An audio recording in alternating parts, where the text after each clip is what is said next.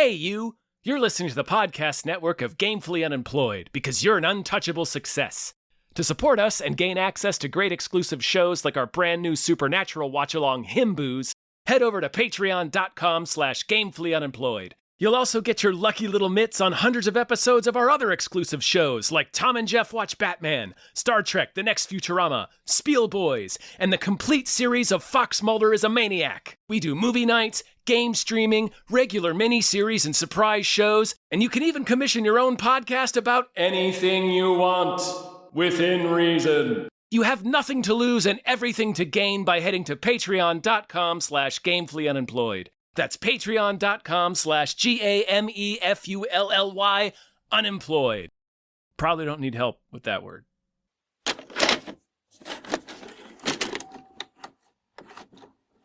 I should have realized how Australian this was going to be. It was pretty Australian. I did not, I guess, same.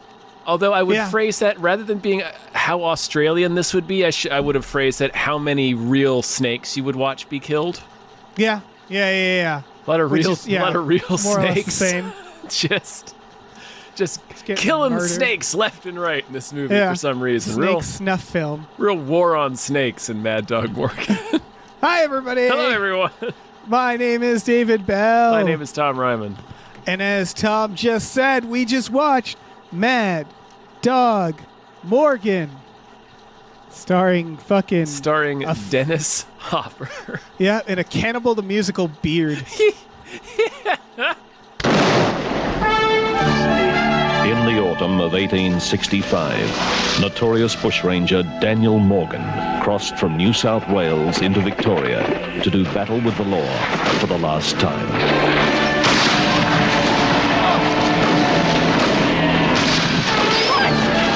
What happened has been a secret for over 100 years.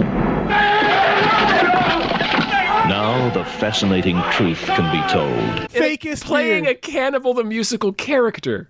Yeah. Christ! You done and made a murderer out of me. Oh my I'm gonna God. have to shoot all of Australia now. Listen, big thank you to yet another Steven, our Patreon producer, who had us watch this movie from the director of Howling 2 and A Breed Apart. So I know why we were tasked with Mad Dog Morgan, 1976's Mad Dog Morgan. Sure. So thank you, yet another Steven. Yeah, this is Australian.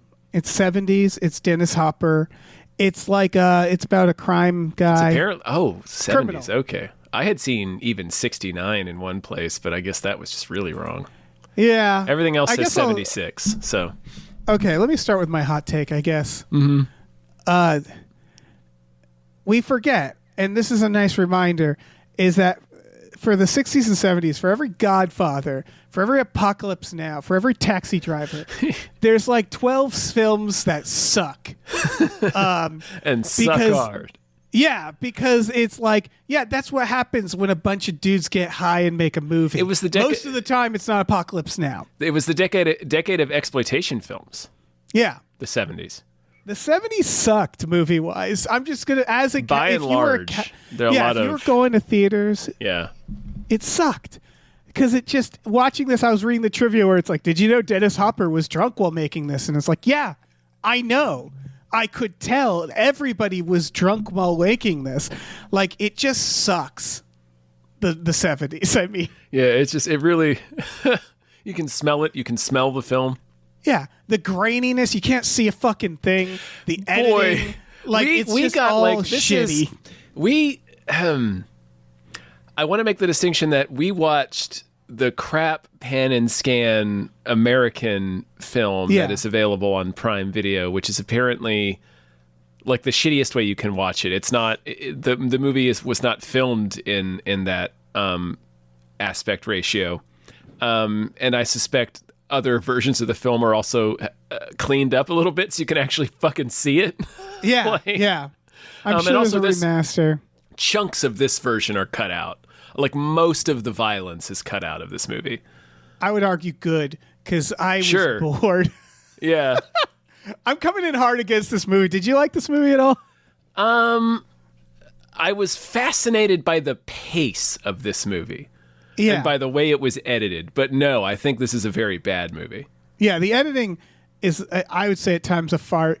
It's just, again, it's that 70s, 60s where it's like very little music. Everything's cut. It's like a home video. Yeah, it's like it just smashes you through.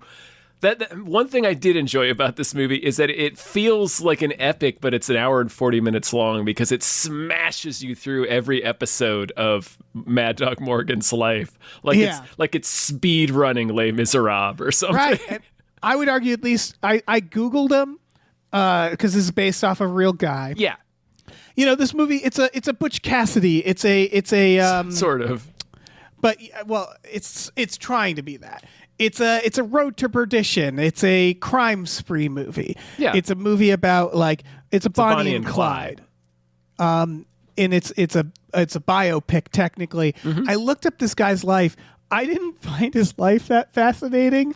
Well, watching it, if you break it down, it's like he holds up a couple of people and goes to prison for 6 years. He gets out and does a couple more robberies. And then, it's like a movie about a car thief. Yeah, and that's it. Like he gets cornered, and he mostly doesn't kill anyone. Right, like but he also does. Except he also when he does sometimes. Like there's nothing. He's not Robin Hood. There's nothing exceptional there's about nothing him. really remarkable about his story. At least not from a complete outsider's perspective. So it is right. Like you really, have to make us care. Right. It's like this feels like such a minor crime spree. It's just like they can't catch him, so he's frustrating them. Yeah. Like, oh, he's this arch bushranger. I'm like, no, just Australia's a big place and right. It's the 19th century. You guys you're not going to find him. You're just not going to find him. They can't catch him until they do. Right. And then they do. And that's the movie. Yep. And it's just like, all right, so fucking what? You know, like Dennis Hopper is a lot of fun shit? to watch. Yeah, in his fake beard. It makes a few artistic choices that again felt like drugs in the 70s. Like they start with a guy talking directly at the camera. And I was like, what is this, the fucking Office? What's going on? I love this guy.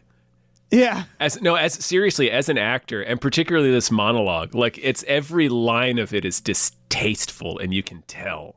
Right. Like, it's like he's irritated. He has to be, it's like he's giving a statement reluctantly. Right, yes. And it's cool. Yeah, it's cool. Like I didn't hate this movie. No, the movie has a theme and we can talk about it because it starts with this guy talking directly to us. And it goes into the credits of these. The credits is like indigenous people over just droning didgeridoo. So that's why I was like, oh, it's Australian. Okay. I should have known. It's super. It's like a trigger warning at the beginning. It actually like, sounded like it's Australian. I hope this is not racist. oh, good. It actually sounded like they were like the didgeridoo was saying didgeridoo. I don't know. It's hard with Australia. We give them a lot of shit, and they're doing Australia a lot of shit. So hopefully that wasn't racist to Australia. I can tell you why we give Australia a lot of shit and why we give England a lot of shit. Because we as Americans have done awful things. and we're the absolute worst. Yeah, and we get to look at them and go like, aha, you too, though, you too. Yeah, you as well. I would say historically England might be worse than America, but they've had a long time. Yeah, that's exactly. true. They've been pretty. We'll get there. We're speedrunning it. Speaking of speedrunning. Yeah, it's we're all in the gutter together, and we're over there like ribbon. It's friendly ribbon, but our teeth are slightly nicer. Yeah. But it's like, yeah, we're all there together in hell. So, but yeah, it sounded like it was saying didgeridoo. It was. Hold that, Australia. There's a moment in this that's the most Australian moment, which again, I'm like, I don't know where their culture. Okay, I flagged one moment too, but please tell me what yours is. Is it when he boomerangs a guy? Yes. And then he says, boomerang, yep. sir. Boomeranged you, sir. And he keeps saying, boomeranged, sir. Yep. And then the guy stands up and he seems to have a fake mustache and he says, like, I shot you. And he goes, shot be damned. I'm the magistrate of Wagga Wagga. And I was like, all right, Australia, come on. Before that, he says, and what now? You will, oh, fuck. man, what did he say? He says, damn it. I had it written down. Shit. It's real. It's just that those points where you're like, come on. It's like he says like this wacky ass way of saying, and what now? A robbery? Yeah. I'm the magistrate of Wagga Wagga. Yeah, and it's like, come on, don't make that Simpsons episode right. What are we doing? Yeah. Oh man. What are you guys? Again, we're both in the and now what's together. It to be? It's fine. Oh God. But yeah, so again, there's people talking directly to the camera, which never feels like it amounts to anything, but it's there. I feel like it was just that guy. Like, does it happen again? It happens at the end, I think. Well, that's fine. It's bookended. There's a lot behind the scenes. Apparently, there was a scene that was supposed to take place in the future where the guy looks at a wax sculpture of Dennis Hopper. Not that guy, another famous like robber guy. I forget his name. It feels Ned Kelly. We're or something. high and it's the 70s and we're making artistic choices, but it never felt like it really like amounted to like, there's a reason this movie isn't huge. Right. It's not. There's a reason it's a Dennis Hopper film that I'd never heard of. Yeah. There are a lot of human moments that I enjoy. I like the very end when they're photographing his dead body. That whole scene. I like that. I like that. Well, so there's this general idea. So it starts with this Dennis Hopper at like this gold mining place. The gold fields. I know nothing about Australian history. Apparently, this is kind of like an equivalent of our gold rush, I think. Yeah. And basically, he's not doing good at getting gold. They learn that the village he's in. Yeah. And he's like, I'm going to go over to Chinatown. Yeah, I'm going to go to Chinatown and get high. We learned that they buried 2 Chinese people alive recently. And they're like, yeah, we're pretty racist here at the Gold Town. So watch out if you go to Chinatown. And he calls getting high the best cure for not finding gold. So the idea is like, this is this guy who's like, he's just a dude. Yeah, and he's woke for his time, as they say. Like he is like, I don't care about Chinatown. I'm like that's the thing right away is he's not racist like the other honkies around. He beats the hell out of somebody for being racist. It's the first thing we see him do. Yeah. And then they get hate crimed out of there. Chinatown gets burned to the ground, and he runs out. His friend gets his head blown off. Like yes, oh my God, he gets his friend murdered out of there. Yeah, he gets his friend high on opium. Like it'll be great, and then his friend gets his head blown off. While fucking his head gets erased, man. So gold didn't work for him. Basically. No, gold didn't work for him. So he just starts robbing. Yeah. So there's right away this idea of like modern. Like they're doing this thing throughout, which is like he's not a part of civilized society. He's they compare him and treat him like an animal. Yeah, there's a lot of that kind of phrenology adjacent, right? Quack science in this about like his skull is that of a gorilla's, and he's more animal than man, and the general obvious theme is that like these guys who are doing that are way more brutal and way less civilized than the people they're calling animals. Mm-hmm. Like they're not, the indigenous guy he meets, he's not fucking burning down villages. He's not shooting people who are unarmed. Like, and that's the general theme, right? Is like, he's like kicked out of polite society and treated as an animal. And in his mind, he's like, yeah, fuck polite society. That's what burnt down that Chinatown at the beginning of this, you know? And so there's this part where he goes through the system, basically. He goes to the face-off prison, but old-timey. It is the face-off prison. You're right. Yeah, it's like an island prison. And he, he's robbing people. Again, it moves so fast that That's what I'm talking about. Like, it smashes. Like, there's no breathing room from... Yes, and what I mean by smash is they're huge time cuts. Time cuts. Like this part, it's like him being like, "Stick him up, I'm robbing you," and you're like, "Okay." And then the movie, and then he's being sentenced. Smash cut to him sentenced. Right, and you're like, "Show him being caught." Like, show me anything. Show me him deciding to pick up the gun. Right. there's these cuts that feel like they're meanwhiles, meaning like when it cuts to the prison, it was like meanwhile at the prison, and there was like, oh no, he's already at the prison. He's already at the prison. This is his time in the prison. Like other movies would do, like setting up a place before a character gets to it, and there's so much time jumps like that where it feels disjointed. And you feel like you're going crazy. Like this movie kind of begs you to pay attention to it at times. You really can't look away. Yeah.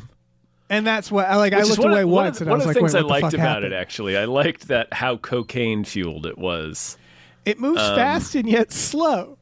Because it's also like nothing kind of happens for a while. Yeah, the scenes themselves are fairly kinetic, in my opinion, just in the terms of the sheer amount of crazy on screen. Because like you said at the beginning, everybody's drunk, everybody's out. Like you said at the beginning, everyone's drunk, everybody's out of their mind, everybody's trying to match Dennis Hopper. Right. Because this is still in the mid-'70s, so at that time, we didn't know that was not possible yet. Right.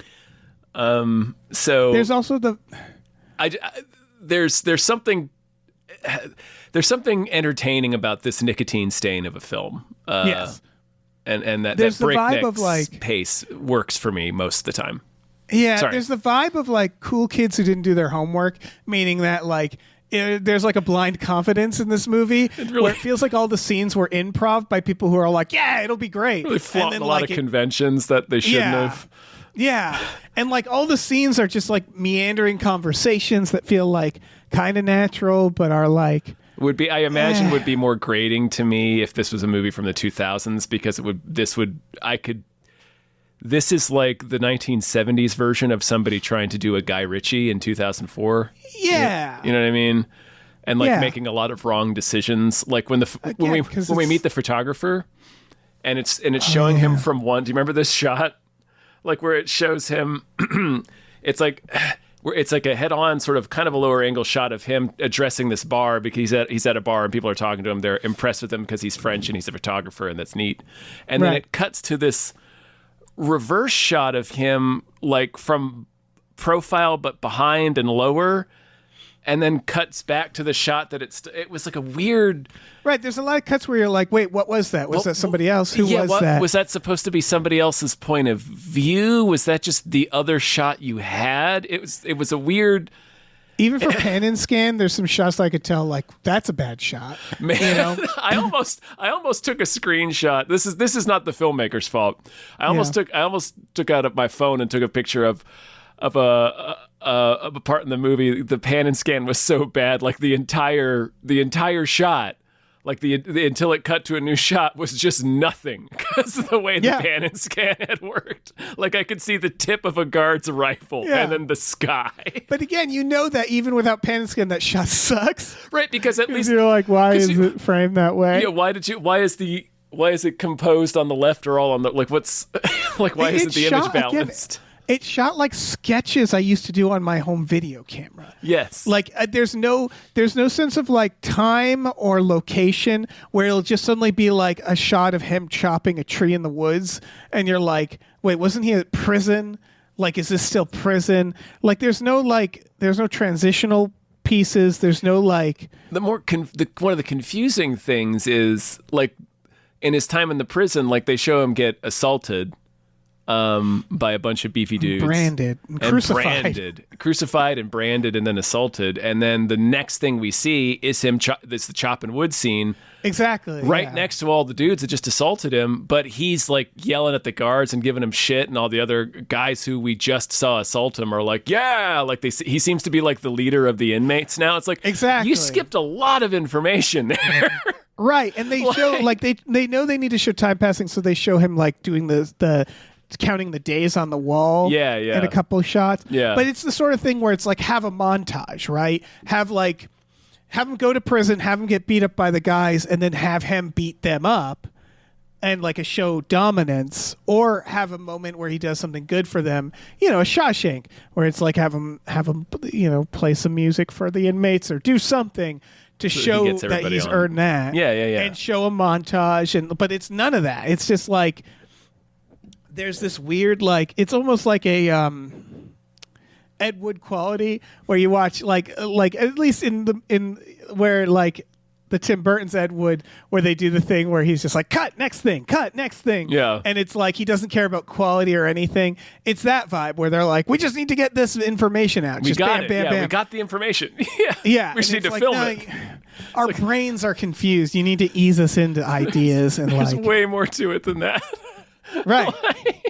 Like, I'm not confused about what happened in this movie. No. But what would always happen is after a scene, I'd have to figure it Bewildering. out. Yeah, you need a few seconds to piece together what's happened, like how much time has passed, where we are.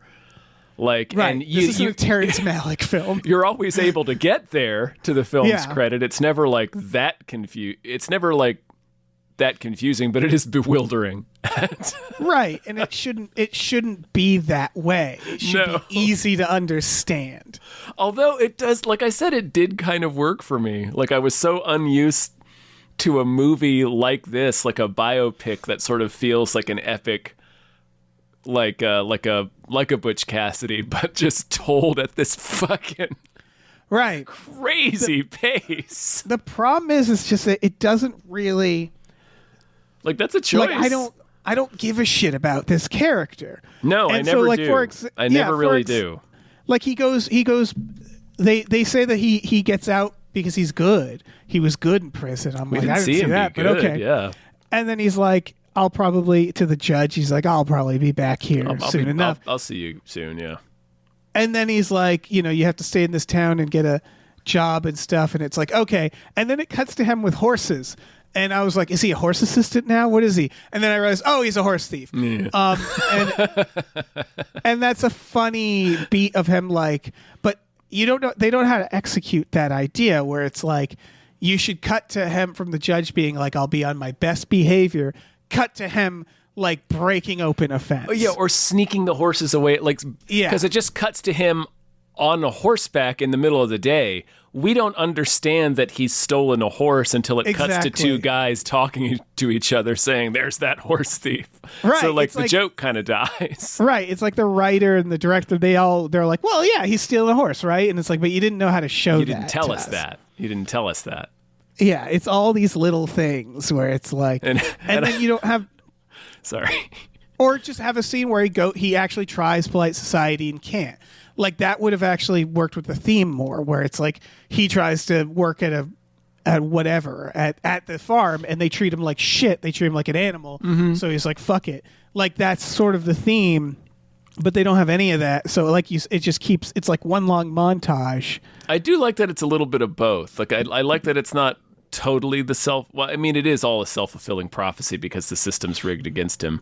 But Right. like, I like that he does it. It's not always like a Javert type, not Javert, like a Jean Valjean type thing, like you were saying, where like he's trying to do the right thing and get screwed over.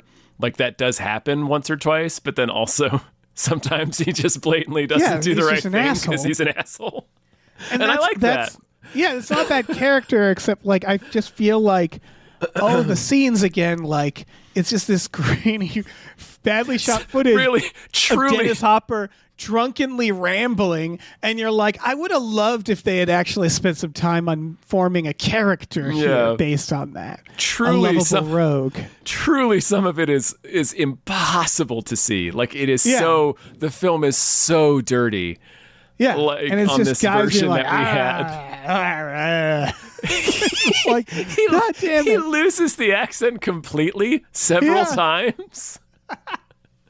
Like he just forgets that he's supposed to be Irish. Right.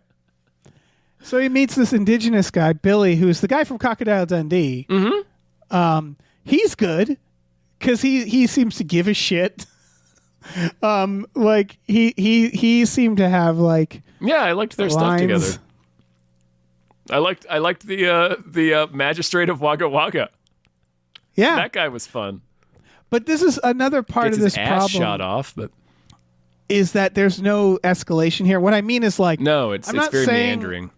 Yeah, like I'm not saying because clearly the real guy wasn't this, but like if Dennis Hopper was racist and he was shot and then taken in by this indigenous man, there'd be like a conflict and growth.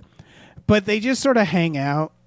Like it's all just Hey, thanks, man. I think the Let's be growth there buddies. is that hanging out with Billy is his name in the movie. Just sort of teaches him how to live in the bush. Yeah, I guess so. Mm-hmm. Yeah, he does teach him. I guess technically he does teach him, but that the teaching again, they don't know how to do a montage, so it's They just like don't show it to us. yeah, they show him Billy throwing a spear into the tree, and Dennis Hopper like being like, "Oh, I want to try," and then trying it's to pull again, it out, and he's like, "Fucking cannot." right, and Wow, that's it. really in there, man. Yeah. And it feels like, again, a better movie would show like a montage of him Yeah. learning how to hunt and do stuff for himself. But it's Nope. just sort of this meandering scene of him like, Wild-eyed Dennis I can't Hopper get this spear out of here. drinking Ah. as much as he can. Yeah. Like that 100%, because it's really far. Like it's a very wide shot of them, of Billy throwing a spear into a tree and then Dennis Hopper like trying to pull it out. So I feel like that was just them fucking around, like the actors. Like I feel Again, like that was a lot of the drunk scenes Dennis feel like Hopper that. being like, "Show me how you can throw that spear." Yeah. Wow, that's wow, that's really in there. It feels like this. The actor played Billy. I don't know his name. I feel like he's played indigenous characters and stuff probably David because Gopilli. Gopilli. Yeah, because I Gopilli, I'm sorry. assume he's brought onto these movies because he actually had a background, Yeah. In this stuff, and he knows how to do it. So, like, I can see them having him on set and being like, "So what can you do?" And he'd be like, "Well, I can hurl this spear." Like, yeah, do it. Like, I can see him being like, "So you didn't write like a script or any? Okay, we'll just hang out, I guess, with this camera." It's that vibe. It's the vibe of like it'll all kind of make itself the movie, right? We have this camera. We have these like broad scenes. We'll figure out the rest. Apparently, Dennis Hopper got kicked out of Australia after making this movie because he got drunk on the real Daniel Morgan's grave at the end. And it's that vibe. It's the They vibe weren't of okay like, with that? Oh. yeah, I know. Seems like Daniel it's- Morgan would have been okay with it. Oh, absolutely. It's the vibe of like we're artists. This guy was a drunk. I'm going to be method, and then like, but it resonates to the feeling of real the director. Like, self-indulgent, yeah. I'm also going to be method and get drunk while making. It's just that It's like, feeling okay, of like, guys, so was anybody sober? Somebody has to be. Is anyone at work right now? Like somebody Yeah. has to be responsible. Someone has to be keeping an eye on this Is production. anyone an adult right now? Somebody's got to be in charge. Yeah. So yeah, he meets Billy. They rob the fucking magistrate. They sure And then do. it- And he doesn't have any money, so they give it back to him. Yeah.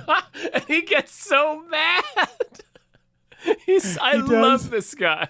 He's great. I'm the magistrate of Wagga Wagga. He understands Boomerang, the assignment. sir. It's so, oh my God. So basically, like fancy British trackers just are like, we must go get him. He fucks And them then all we up. just get a series of them hunting him, right? Yeah, but they get fucked up. So there is a bit of an escalation. They send these tractors. That would have Yeah. been sweet. There's your escalation. But Yeah. no, they send these trackers that are led by this magistrate of Wagga Wagga who gets his ass shot apart. It's not clear if he's dead. We do see him again, don't we? Like in a sling or Wait, something? who? The magistrate of Wagga Wagga. Yeah, I don't know. I think he's all right. He gets shot like in the leg and then like in the hand. Remember in that shootout where Billy also Right. gets shot? I miss because the real life Billy, I believe, died. It doesn't seem like he did in this. At We one don't point see I it was at least. He's still alive after Morgan's dead, isn't he? At the end? Wait. I don't know. See, this was the thing. We see him get I questioned. must have looked away or sneezed or something because there was one point when I was like, wait, Billy's not in this anymore. Where the fuck is Billy? We see him get questioned by the fucking ICE cop from the not like the immigration department, but I mean like icy from the beginning, who's like reading the statement very distastefully. Right. He interrogates Billy, but I felt like we saw Billy again after that. You do. That's why I knew he wasn't dead, but they like just sort of it just feels like he vanishes for a while. He's just kind of movie. not with him anymore. Because that's the thing. In his real life, he did go alone at a certain point. Like, and I think I think it's because the guy or the people that Billy represents was killed, and it's like the idea that he kind of, it's almost like a stray dog just going alone.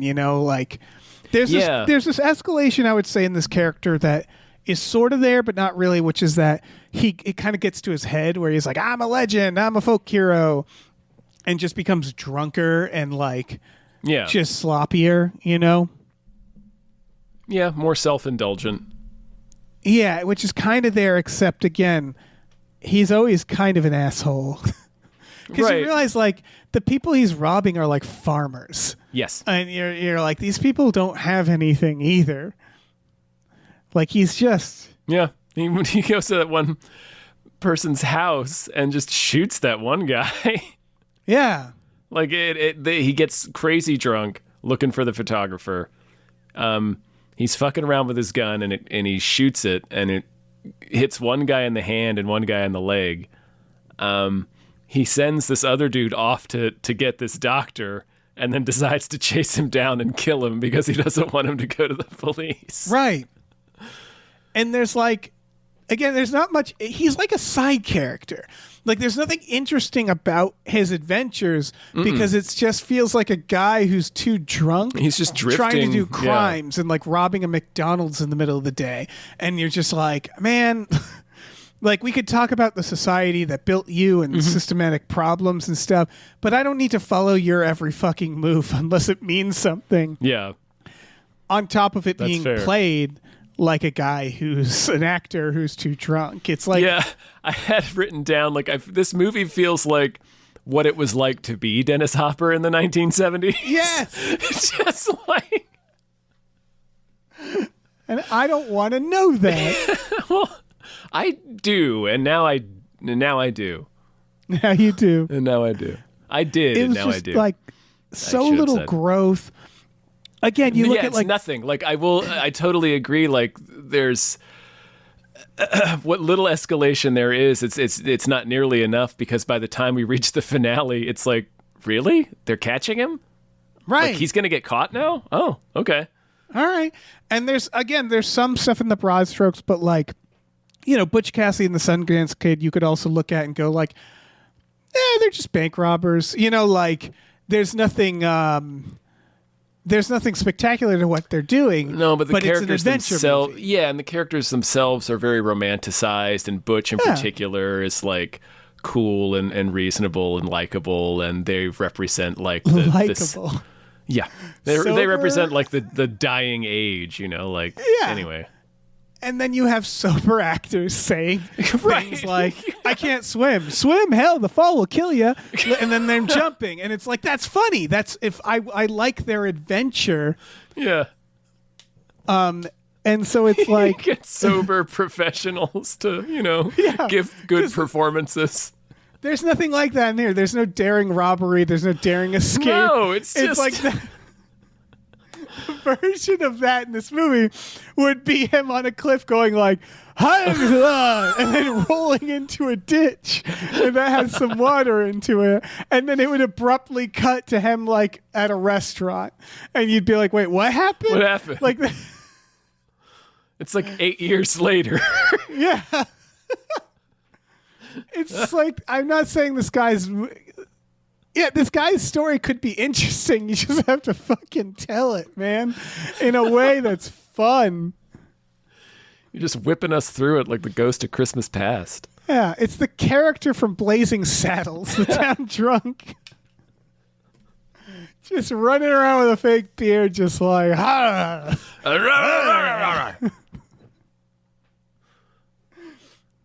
Some Yeah, I don't authentic know. frontier gibberish. Yeah. It's just like there's not like he goes to the restaurant near the end, meets that woman. I thought like, oh, it's too late to have a romantic thing. Mm-hmm. But like, is that I kept thinking like, is this gonna be something? Because like him and Billy, it's like, okay, we got a friendship. Yeah, we got our it's Butch Cassidy it's and his most Sundance. significant relationship in the film. Yeah, And then he's just not in the movie. and then he's just suddenly. gone. Yeah, he's just not there anymore. Right. It's like the actor Like when they was show him like, interrogating Billy, I'm like, how'd they get Billy? yeah. It's like the actor is like, listen, we've been shooting for a month. I got to do stuff, other stuff. I have other things to do, man. I have other commitments. Yeah, surely you have enough, right? And they're like, yeah, get out of here. We can't just keep aimlessly filming things. Yeah. Yeah. It's just bad job. Mm-hmm. I don't know. You didn't do a good job. It's a weird, fascinatingly weird movie to me. When he goes to have breakfast, that lady was acting like horny for him a little. Mm-hmm. And he looks like Al Pacino's corpse. Like, it's just... It's one of those scenes where I was like, we're not doing this, right? And then he has a dream. He has that dream where a guy on fire in reverse falls out of water. And I was like, what does that mean? I thought we were going to see that again or something. Yes. Nothing. I thought it was like, oh, is he seeing his own death? That to me feels like sweet. Maybe they shot that stunt and they were like, that's cool, but we cut out all the stuff around it or forgot to film.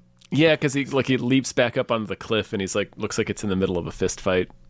Right. I don't know. I guess you could maybe, he's like, oh, he's having a dream about how he's damned because it's like a reverse baptism. He's leaping up out of the water and he's on fire. But I don't know. It's kind of cool looking. And at the end, he just like barges into this polite rich family, takes them hostage, and just like sits there and rambles and at them. It's sad. It's just the saddest bastard. Yes, it's really so sad in front of all these people. And then he looks outside, and there's a hilarious shot of a cop in the bushes, like looking back, who just goes like, "Oh shit," and ducks. Yeah, it's like, oh, that's a bad cop. It was a really great shot. Yeah, the ending is good though. I do like the very end. Yeah. Well, I like even the lead up where the cop shows up and it's all these citizens with guns, and he's like, "We're not here to kill him. Arrest him or shoot him in the limbs and wait until he comes out." And again, it's all like, we're not animals like them. We are civilized. And then he basically just has breakfast because he knows that they're out there, and he gets his hide from an endangered species or an extinct species. Mm-hmm. He has a really great line when he's washing his hands. And he says to the lady of the lady of the house, he's like, "Ma'am, I'm going to need to borrow a horse from you now. I'll return it to you immediately or thereafter." Yeah. Or he knows, like, I'm gonna be I'm dead either gonna soon. get killed immediately or sometime later. Yeah, exactly. But like he knows he's about to get blown away. And there's this, again, the theme of this guy, they call him an extinct animal. And it's this guy knowing that he does not belong in this society. Mm-hmm. And the society, he knows that what's considered good society is actually shitty and racist and bad. And sort of pretending to do it all under civility, these uncivilized things. And it's sort of like, I don't want to live on this planet anymore. And he never had a chance, and he walks out and he just looks at the sun and it's like, it's a beautiful day, and then just some dickhead shoots him right in the neck. Yeah. Which you see specifically they were told not to. Mm-hmm. I like to see that guy being like, neck is a limb. Neck counts as limb. Neck's a limb, right? That's a limb. Yeah. So even because it cuts back to the cop, Ice Cop, and he's like, he's not even looking around. Yeah. It's like Dennis Hopper's just looking up at the sky with his gun, like not even aimed. Like he's not even bothering to check. Right. It's the idea. It's the Far Side cartoon where the guy shoots a bear from behind and then poses the bear like it's attacking, like a monster. Yeah. Yeah. It's that idea, which is that they were expecting this cool, dramatic fight, Butch Cassidy shit, and instead he just sort of limps out and they shoot him dead, and then they're like, "We got him," and like take their photos with him and take prizes. Yeah, literal trophies. Like that one dude starts to cut his beard, and Ice Cop beats the shit out of him. Yeah, he's like, rah, rah, rah, whipping the shit out of him with that riding crop. Yeah, and that's a great ending. And the very ending when they're like, my friend at the university I mentioned is doing his gorilla studies. Would you permit me to for the decapitation for this purpose? And he's like, oh, he's less than an animal. He'd cut his head off with his head. And then the warden himself takes the beard, and they're all taking these little souvenirs that they could sell, little trophies. you can see what the movie should have been. Mm-hmm. But it's much like, it reminds me a lot of the Always Sunny reunion episode where they have that dance. And then you see what they thought the dance was. You mean? Yeah, and then you see what the dance actually was. That's this so movie. Fucking good. Yeah. And there are moments when it nails it. Like, this movie is a series of sketches. Yeah. And some of them really work. Like what? Like the ending. Oh, yeah, like the ending, for sure. Sketches is maybe wrong. Vignettes, I guess. Because it just smashes from scene to scene. Yeah. Some of them are barely connected. Right. And, like, there again, you can see this story of a man, like, going through the prison system and never having a chance. Mm-hmm. That's the idea, is he goes to jail. And there's a real heartbreaking moment when in the scene you were talking about, where it seems like maybe he's going to have a romance with that lady, where he's like, oh man, I never had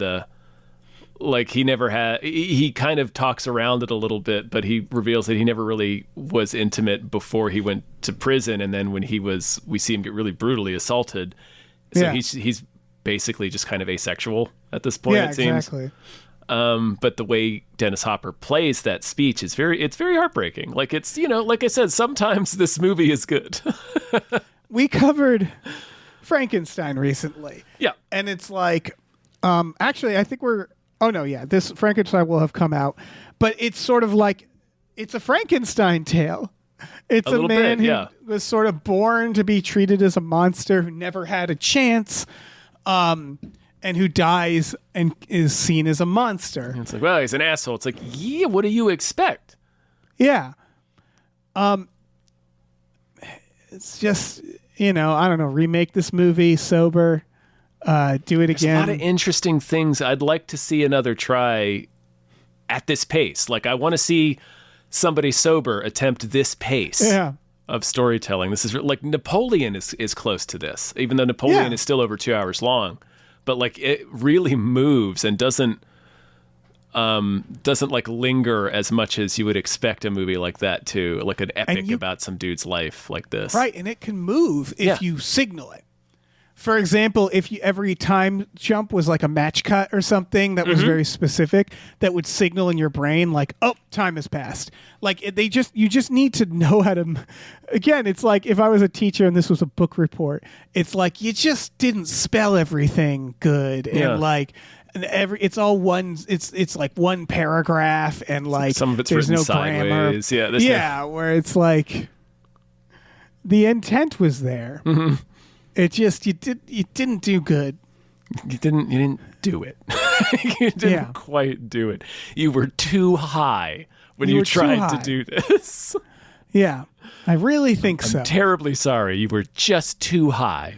I really think that's. But there's a lot of here. good ideas here that I liked. Right. Like, I'm not certain that's what it is, but it's sort of that thing where it's like the being like propping up writers for drinking and stuff, where it's like, or like where it's like fucking what's his name, Rolling Stones guy who's still alive, Keith Richards. Where like Keith Richards, where they ask him like, man, you're still alive despite all the drugs, what's your secret? And his secret is, I don't do drugs anymore, and I do like yoga and I eat well. Fucking like 40 years. Right. Not everybody's Hunter S. Thompson, where it's like most of the time the secret is that they just don't do that stuff. Not everybody is Mark from Guttermouth. Right. Like Fear and Loathing Las Vegas, people ask Gilliam like, so you must do a lot of acid. And he's like, actually, I've never done acid. And I'm like, I don't know if I believe that. But I do believe that he was very sober when he made that movie, because it requires the precision of someone. And the meticulous madman that he is. Yeah. Right. It's just like, But then that's the other thing is, we tend to, like you were saying, we tend to prop up writers for being, we do the same thing with auteur filmmakers. Like, we'll prop them up for... It's fine that they're, but he made such a great movie. It's fine they're kind of a maniac that's cruel or abusive on set or whatever. Right. Like Apocalypse Now, for example, I'm pretty sure, having watched the documentary, I'd have to rewatch it, but like Coppola wasn't bombed out of his mind. Like the scene where Martin Sheen is drunk, actually drunk and sobbing, and they're filming it. There are sober people in that room making sure you get the footage and the sound, and that's what I mean. Is like I'm not saying the fucking camera operator, the guy holding the boom mic, the gaffers. They're all sober. Right. I'm not saying that wasn't the case in this movie. It just really seems like that wasn't the case. Right. The fucking complete black smudge. Yeah. Of a shot. This is fine, right? Yeah, we can't see anything. Right. You should have checked the gate and is that done a the person's shot again, face? What is that? Yeah. Yeah, like the camera operator, I think you keep putting your thumb on the lens. Right. You really need to stop smearing the lens. And I noticed you're eating a sandwich while you're doing it. Every shot's overexposed. Yeah. Yeah, it's just a shitty movie. Buddy, can you get it together? Yeah, and I know this director has made movies competently. Sure. Like A Breed Apart, The Howling 2. Say what you will about the plots of those movies. That you can see what's happening and you can the editing sit down makes and sense. watch them.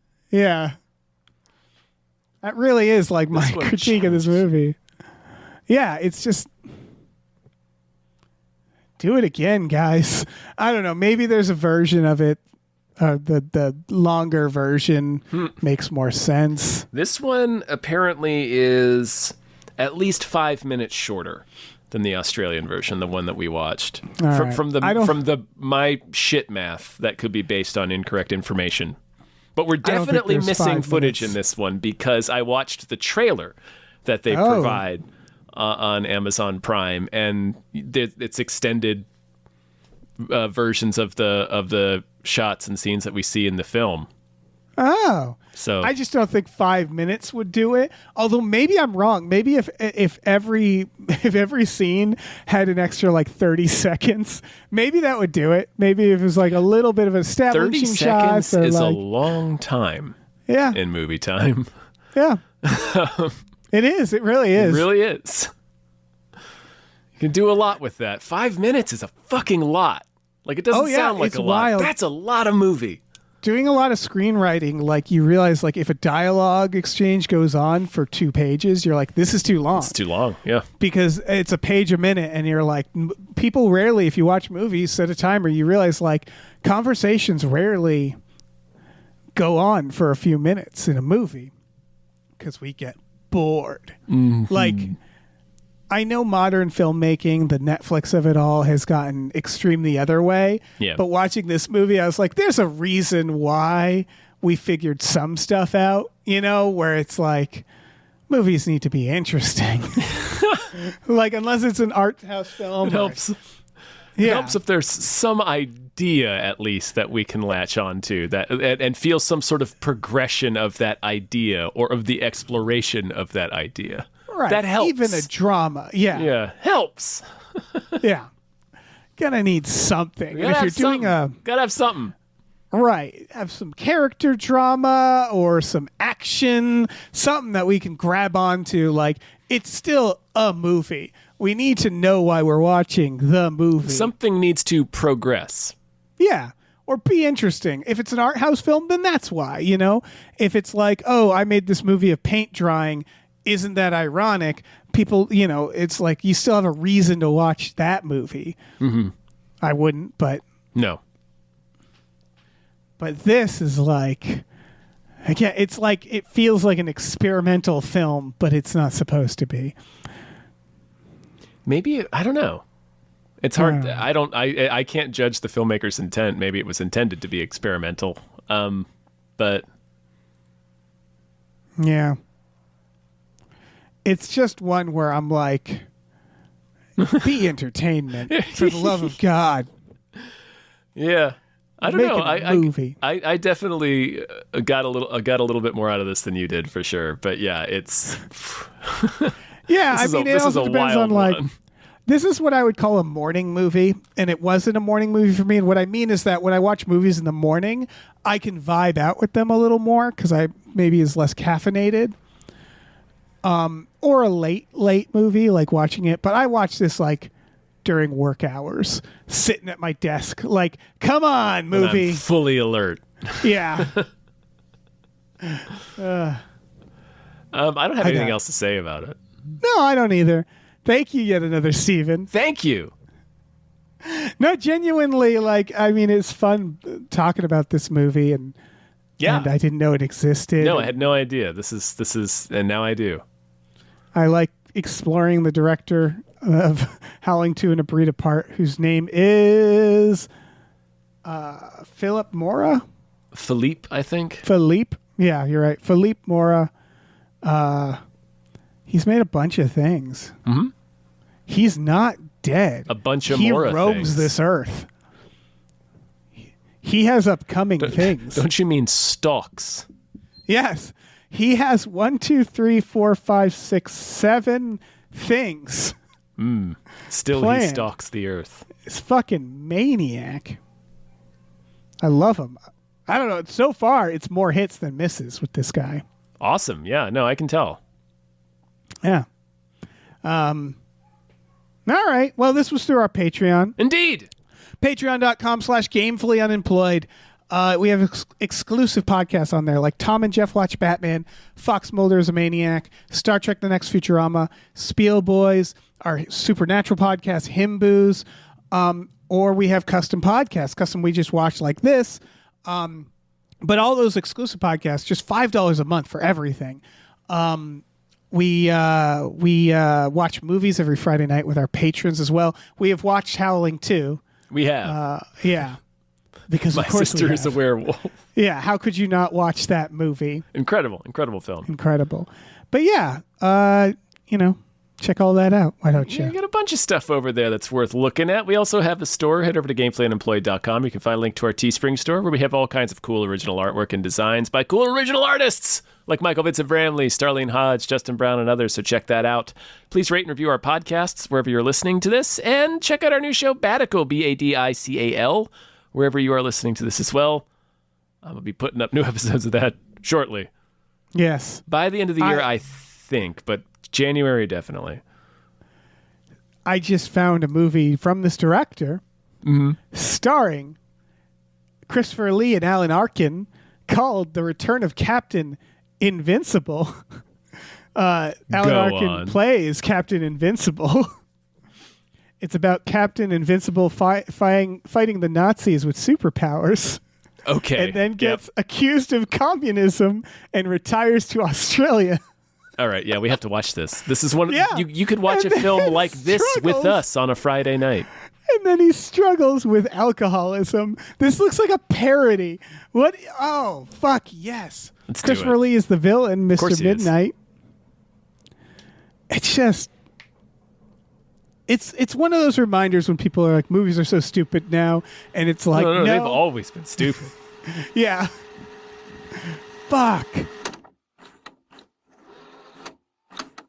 Hey, listen, our music is produced by Chris Corlew. You can find him on twitter.com as The Corlew, or go to shipwreckedsailor.bandcamp.com. Our channel artwork is produced by Michael Vincent Bramley. For more of his work, go to mvbramley.art. Our episode artwork is by Justin Brown, available on Twitter as Justin T. Brown or at artnessbyjustinbrown.com. And finally, additional artwork is by Starlene Hodge. You can find her work at starlenearts.com or on Twitter as StarleneX. Cool. Goodbye.